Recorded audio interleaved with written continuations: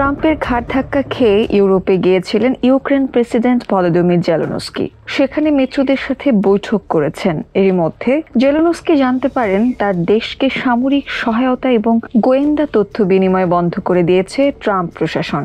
ওয়াশিংটনের এমন সিদ্ধান্তের পর অনুতপ্ত হন ইউক্রেন প্রেসিডেন্ট। তবে বিষয়টি যে আর আপোষের পর্যায়ে নেই সেটি আগেই জানিয়েছেন ওয়াশিংটন। এখন যে কোনো মূল্যে যুক্তরাষ্ট্রের মনের বরফ গলাতে মরুর দেশ সৌদিতে পৌঁছেছেন জেলেনস্কি।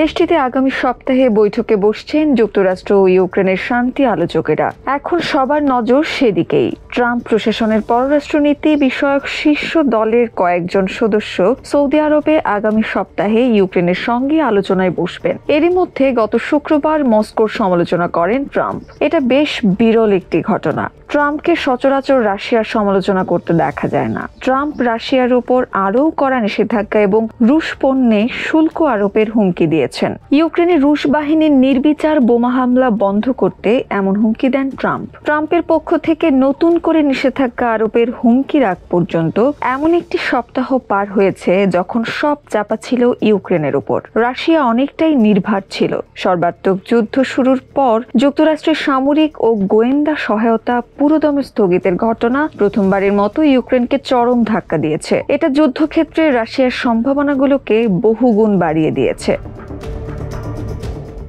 আগামী মঙ্গলবার সৌদি আরবে ইউক্রেন যুক্তরাষ্ট্র বৈঠকটি রুশ কর্মকর্তারা ঘনিষ্ঠভাবে পর্যবেক্ষণ করবেন, যদিও তারা বেশ আত্মবিশ্বাসী।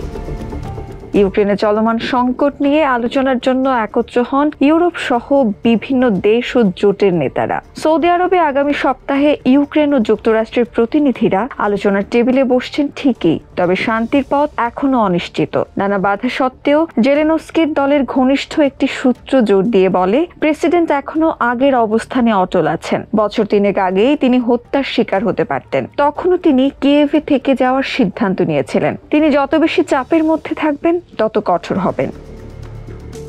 ইউক্রেন নিয়ে ইউরোপের দেশগুলো এত বেশি সম্মেলন করেছে যে চাপ সামাল দেওয়াও কঠিন হয়ে যাচ্ছে। আগামী দিনগুলোয় আরও সম্মেলন হবে। ইউরোপের নেতারা হঠাৎই বুঝতে পেরেছেন দ্বিতীয় বিশ্বযুদ্ধের পর থেকে তারা যে নিরাপত্তার ছাতার উপর নির্ভর করে আসছেন সেটা আর থাকবে না। ইউরোপের এখনকার পরিপ্রেক্ষিতে সংখ্যাগুলো আরও দ্রুত সামনে আগাচ্ছে।